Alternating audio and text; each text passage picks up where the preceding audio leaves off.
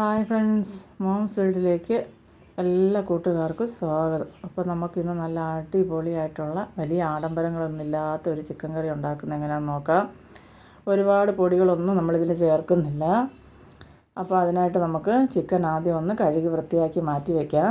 അതിനുശേഷം ഏത് പാത്രത്തിലാണോ നമ്മൾ ചിക്കൻ വയ്ക്കുന്നത് അതിനകത്ത് കുറച്ച് കറിവേപ്പില, 2-3 തണ്ട് കറിവേപ്പില ഇട്ട് കൊടുക്കുക.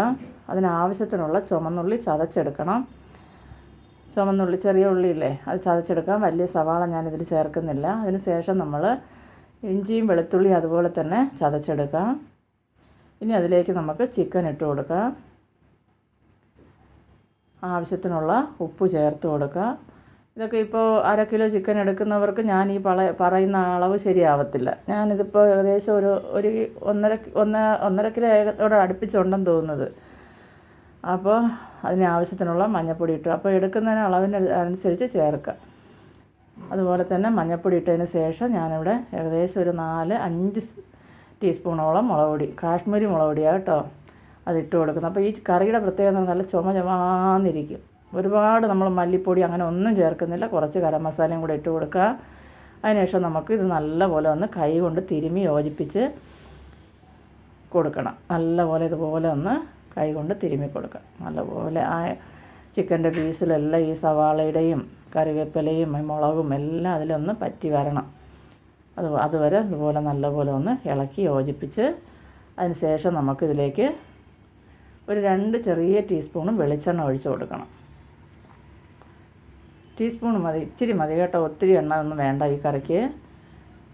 അത് ഒഴിച്ച് കൊടുത്ത് നമുക്കിതൊന്ന് ഇളക്കി അടച്ച് വയ്ക്കാം.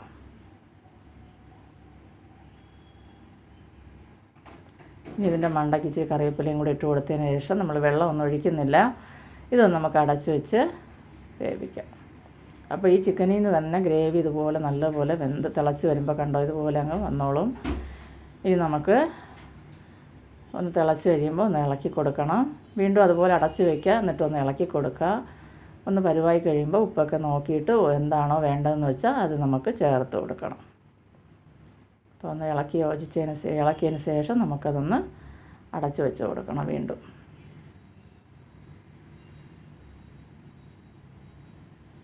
അപ്പോൾ നല്ലൊരു ചിക്കൻ കറിയാണ് കേട്ടോ. നല്ല ചുമന്ന ചെമ്പട്ട് പോലത്തെ ഒരു ചിക്കൻ കറി, ചുമന്നായിരിക്കുന്നത്. എൻ്റെ ഫോണിൻ്റെ ക്ലാരിറ്റിയിലെ ആയിരിക്കാം കളറിൽ ചിലപ്പോൾ വ്യത്യാസം കാണുന്നത് കേട്ടോ. ഫോണ് അതിൻ്റെ എന്താ പറയുക, ഡിസ്പ്ലേ ഒക്കെ പോയ ശേഷം ഇപ്പോൾ ഡ്യൂപ്ലിക്കേറ്റ് ഇട്ടേക്കുന്നത്, അതുകൊണ്ടാണ്. അപ്പോൾ ഇനി അതിലേക്ക് ഇപ്പോൾ ഞാൻ നോക്കിയപ്പോൾ ഇച്ചിരി കുരുമുളക് പൊടി വേണമായിരുന്നു. കുരുമുളക് പൊടി ആദ്യം ഇട്ടിട്ടില്ല. അപ്പോൾ ഈ സമയത്ത് നമുക്ക് ഇച്ചിരി കുരുമുളക് പൊടി, ഇച്ചിരി കൂടെ കറി മസാലയും കൂടെ ഇട്ട് കൊടുത്ത് നമുക്കൊന്ന് ഇളക്കി വെക്കണം. കുരുമുളക് പൊടി അവരവരുടെ ആവശ്യത്തിനനുസരിച്ച് ഇടുക. അത്രയും മതിയാവും. ഇനി അത് കുറച്ച് നേരം ഇരുന്ന് അങ്ങനെ ഒന്ന് വെന്ത് വരട്ടെ.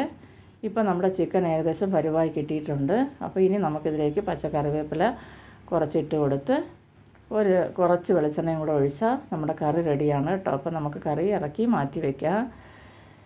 ഇനി തണുത്ത് കഴിയുമ്പോൾ നമ്മൾ നല്ല കുറുകിയിരിക്കും. ഇതുപോലൊക്കെ കണ്ട് നല്ല ചുമന്നിരിക്കുന്ന ചിക്കൻ കറി ഇവിടെ റെഡി. നല്ല ടേസ്റ്റ് ചപ്പാത്തിയുടെ കൂടെ ആയാലും ചോറിന്, കപ്പയ്ക്കൊക്കെ.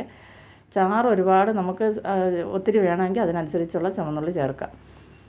അപ്പോൾ ഈ വീഡിയോ ഇഷ്ടപ്പെടുവാണെങ്കിൽ നിങ്ങളുടെ കൂട്ടുകാർക്കെല്ലാം ഒന്ന് ഷെയർ ചെയ്ത് കൊടുക്കാനും എൻ്റെ ചാനലൊന്ന് സബ്സ്ക്രൈബ് ചെയ്യാനും ലൈക്ക് ചെയ്യാനൊന്നും മറന്നു പോകല്ലേ. അപ്പോൾ എല്ലാ കൂട്ടുകാർക്കും ബായ്.